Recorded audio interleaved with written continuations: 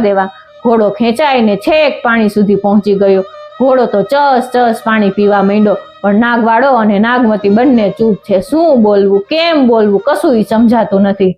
હવે શું કરવું? નાગવાળાને એક ઉપાય સૂઝ્યો। તેણે પોતાની આંગળીએ પહેરેલો વેઢ ધીરે રહીને પાણીમાં સરકાવી દીધો। હવે નાગવાળો બોલ્યો, અરે મારો વેઢ પાણીમાં પડી ગયો, નાગમતી કુંવરી તમે જરા શોધી આપશો? બોલવાનો રસ્તો મળી ગયો।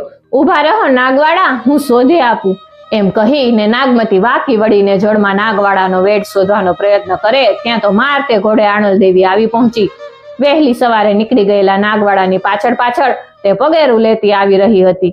આણલદેવી બંને વચ્ચે ઘોડો રાખીને ઊભી થઈ ગઈ અને ઝટ દઈને ઘોડા ઉપરથી નીચે કૂદી અને નાગમતીના વાળ પકડીને મારામારી કરવા લાગી। આણલદેવી અને નાગવતી બંનેના જળમાં ઝપાઝપી કરતી જોઈ અને નાગવાળાથી રેવાયું નહીં। તેણે આણલદેવી ઉપર ક્રોધ ચડ્યો। ઉશ્કેરાયેલો નાગવાળો હાથ ઉપાડે તે પહેલા જ પરિસ્થિતિ પારખી આણલદેવી ઘોડે ચડી ને પૂરપાટ ભાગી ગઈ। પ્રથમથી બગડેલી બાજી વધુ બગડી, નાગવાળો અને આણલદેવીનો સંબંધ વધુ બગડ્યો। કચ્છમાં સારો વરસાદ થયાના સમાચાર મળતા જ કાનસુઓ સમિયાણાની સીમમાંથી ઉચાળા ભરી અને પોતાના પશુઓ લઈ અને કચ્છ તરફ ચાલી નીકળ્યો। નાગમતીને જવું તો ન હતું, તેનું આકર્ષણ નાગવાળો હતો, પણ નાગમતી લાચાર હતી। પિતાની આજ્ઞા પ્રમાણે તે પણ ઘેટા બકરા ને ઊંટ લઈ અને સૌની સાથે પાછી વળી વળીને જોતી જોતી ચાલતી થઈ। પણ જતા પહેલા તેણે પથ્થરની શિલા ઉપર એક દુહો લખી દીધો, અમે પરદેશી પાન વાને વંટોળે આવ્યા, કોણે ન દીધેલ માન, પાદરથી પાછા વળ્યા, આવેલ ઉભે દેશ, ગંજો કો ગમ્યો નહીં, નાગડ તારે નેસ, મનડે માળો બાંધ્યો। રોજના નિયમ પ્રમાણે નાગવાળો ઘોડો લઈને કાનસુઆના નેસે પહોંચ્યો।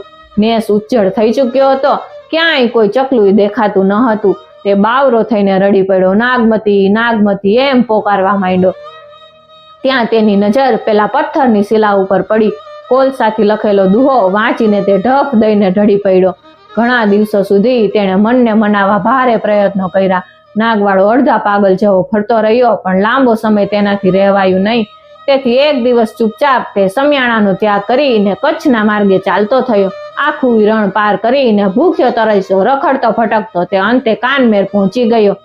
તેમાં પરમ લક્ષ્યનું આકર્ષણ તેને છેક અહીં લાવ્યું હતું। નાગમતીના સ્વયંવરની પ્રક્રિયા ફરી ચાલુ થઈ। બધા રાજકુમારો સીધા ચાંચ પાડવાની ખેતીની કસોટી માટે આવતા રહ્યા અને નિષ્ફળ જ જતા રહ્યા। નાગવાળો પણ હવે તેમાં જોડાયો। સતત તાપ વેઠવાથી તેનું શરીર કાળું પડી ગયું હતું અને ભૂખ તરસથી દુર્બળ પણ થઈ ગયું હતું। તો પણ તેની પ્રેમ જ્યોતિ જળહળ પ્રકાશી રહી હતી।